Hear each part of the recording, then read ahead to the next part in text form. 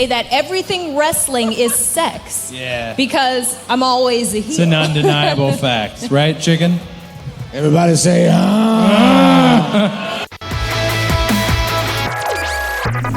So Brandi, your partnership with Awesome Kong is pretty interesting.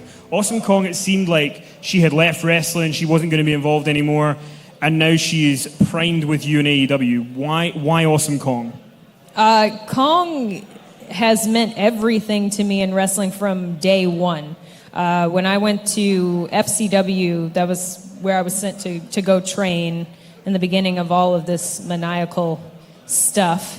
And I knew who she was, and she was there, just sitting around, and no one was talking to her, and I thought that was the weirdest thing ever.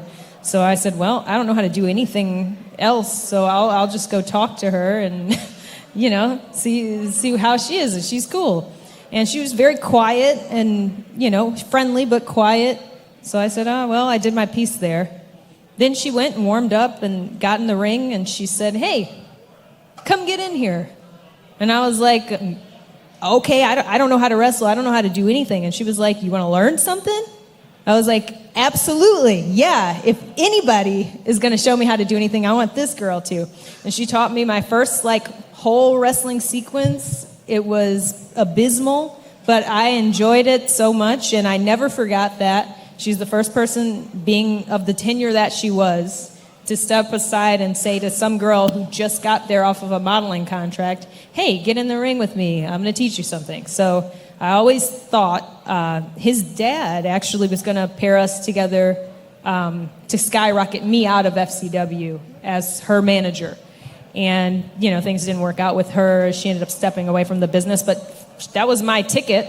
I lost it in her. But I always figured if there's ever a way to get back there, to see that play out, the original kind of idea of me and her being together, I would love to see that. And I didn't know it would come across this way, but this is how it is. So it's great. So I want to ask you a tough question, potentially. So one of the, a big part of AEW is the alternative, the alternative to what else is out there. And one of the big criticisms in WWE had been the Stephanie McMahon character. She was sometimes a good guy, sometimes a bad guy. You can give us some thoughts if you like. Go on. Brandi loves the Stephanie McMahon character. And loves it. So, but I want to talk to you because when you went into AEW, just when the pay-per-views were on before TV, you're with Cody in his matches, and he's a big fan favorite. And then you're with Awesome Kong as you guys are destroying people. Was there a conflict there? Because now you're kind of going it alone. How do you feel about that in terms of being, I guess, babyface and heel at the same time? Does it matter? Where do you stand with that? If we're going to use that terminology, I have never been a babyface. I'm not a babyface. I'm not a likable person. I'm an asshole. Everything I do out there in the ring is horrible. I hit Sammy Guevara with a shoe. I speared my own brother-in-law, caused him to bleed. So she's a babyface in the streets and a heel in the sheets, y'all. Oh, now make him say,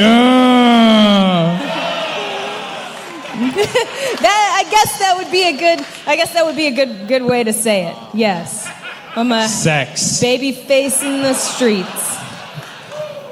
So then basically we could Robert California this and say that everything wrestling is sex. Yeah. Because I'm always a heel. It's an undeniable fact, right, chicken? Everybody say,